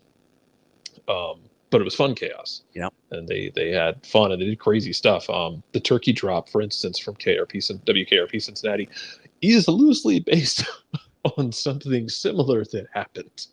I believe they dropped frozen turkeys out of a helicopter at one point. But wow. Yeah, Miller was one of those who had gone through those great days. GST back in the 70s, 80s, early 90s, the news monster days. Yes. But more than anything, Miller was just one of the most fun people to just talk to. And he's great at his job. He was incredibly fun to just hang around with, to just chat with. And all I can ever think about is one of my favorite stand-up bits is George Carlin talking about I just saw him yesterday. Yeah, well, it didn't help. But it was one of those things where we talked with Miller Saturday night after the game. We're just sitting there. But it still kind of feels weird and really, really sucks in that you did my usual pop in to give Miller some shit after a game. And I can't do that anymore. That sucks. And there are dozens of people who are going to have 8,000 more stories than I do with Miller, and who it's going to hit in different ways, and a lot of times a lot worse than what I had with Miller. And speaking just from personal experience. And so my heart goes out to them as well. I know Fricky'd worked with Miller since the 70s or 80s. So it's going to hit different for different people. It just sucks not being able to go and harass him, because it was very fun and he always had a good head about it. And he always just was one of the most approachable and enjoyable people. I hate that I know he was telling me when they did the Falcons game in London last year, he's like, yeah, it was fine. He's like, I wanted to go on the Jack the Ripper tours around London and do all this. He's like, I had to go get stuff set up at the stadium. Yeah, man, it's going to hit people differently, and that's fine. But God, you're going to get, hopefully you'll get some good stories out of the next week or so from people remembering Miller. And yeah, that chair is just going to be different, because you got plenty of people who are capable of doing the job. Yep. But it's, as so often was the case and is the case, as I have watched a lot of radio people I grew up knowing as a kid and hustling pool from as a kid. It's the personalities, not necessarily what they did, that really makes things stick with you. Yeah. And yeah, it just sucks, man. It really sucks. I mean, for me, as a local, and the whole news monster 640, 680, 750, when KLS had 790 on the AM in addition to 96.1, and Greg Clarkson would do middays on the AM side, and they would simulcast morning drive, afternoon, and evening, and they would duck out. They would duck out with different programming on the AM side. It was Gary McKee and Skinny Bobby Harper. It was Jim Howell and John Moore on 750. It was on 640, it was guys that have gone on to national careers, and you have Kim Peterson making fun of Sluggo Seidel and all those kinds of things. But it was Keith Callan giving your updates. Well, but that's the thing, is that it sticks with us, with Keith Callan doing traffic. And it's when you have, when you're looking at things and you're in traffic, it's always about the Dunwoody family. And when you're up 285, it's always about what's going on with the Dunwoody family. And it's part of the vernacular that we have. And who's a local and who's not. If it's a 2-car insurance seminar, that's what you got from Keith Callan. So it's being around all of those individuals that impacted your brain with catchphrases and things like that. And at the end of all of the sports broadcasts on radio that we could think of, dating back as long as we can remember, our audio engineer Miller Pope, literally just as a part of the credit roll at the end. And for me, when I got onto this side of the lens and would hang out in radio and things like that, to be able to go into the Atlanta United booth and have a conversation with Miller Pope. And for me, growing up here like you, it's like I'm having a conversation with Miller Pope. It's one of those things that has always, if you're a local, you got to touch that piece of Atlanta radio history, and Miller's a part of the fabric of it. And Miller and I would We would talk South Georgia high school football. We would talk about Thomasville High and Thomasville and the War of the Roses and Thomas County Central and what's going on in South Georgia. And he'd ask me about what's going on at Colquitt with coaches and things like that. I mean, we'd have Rush Pope's conversation.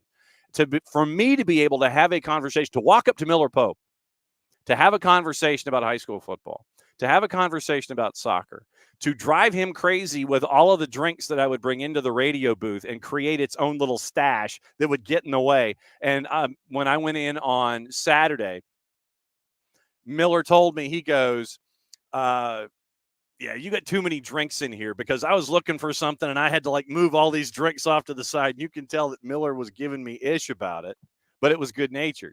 And the fact that you could have a conversation with Miller and he's giving you grief about the soft drinks in the back of a room that were screwed tightly. They were not open, but it was a stash that was there in that booth.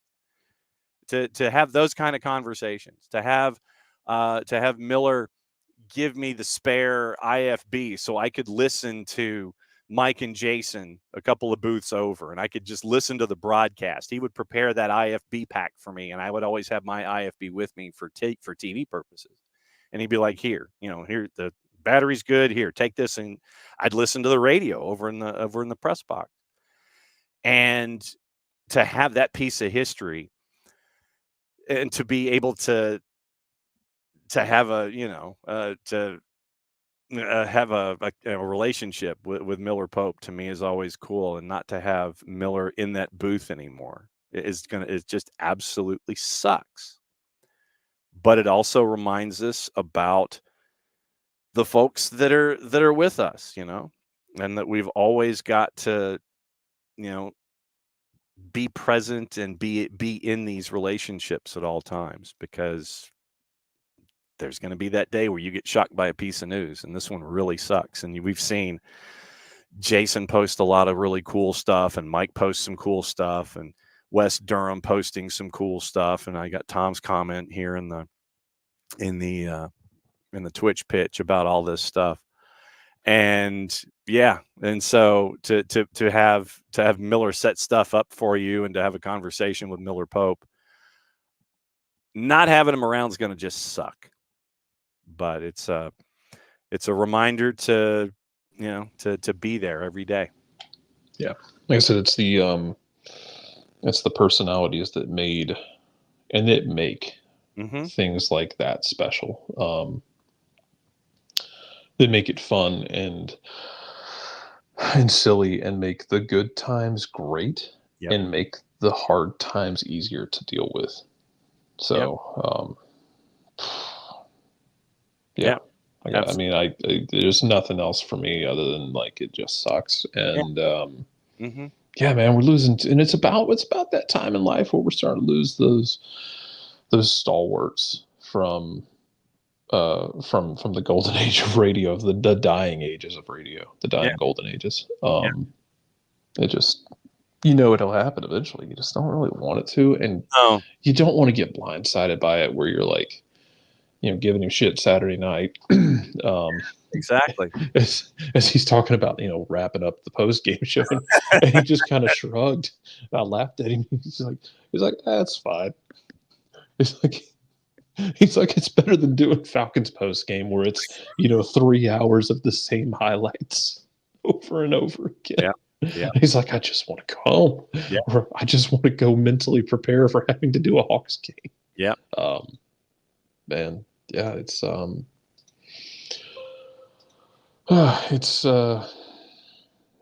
just a gut punch. Yeah. And you move forward, but you have to move forward. But yeah. Mm-hmm. Check in on your people. Yes. Make sure you're good. Yeah. And I guess for lack of a better word, be the personality about it all. Because a lot of people can do the skill, but try and be good people. Yep.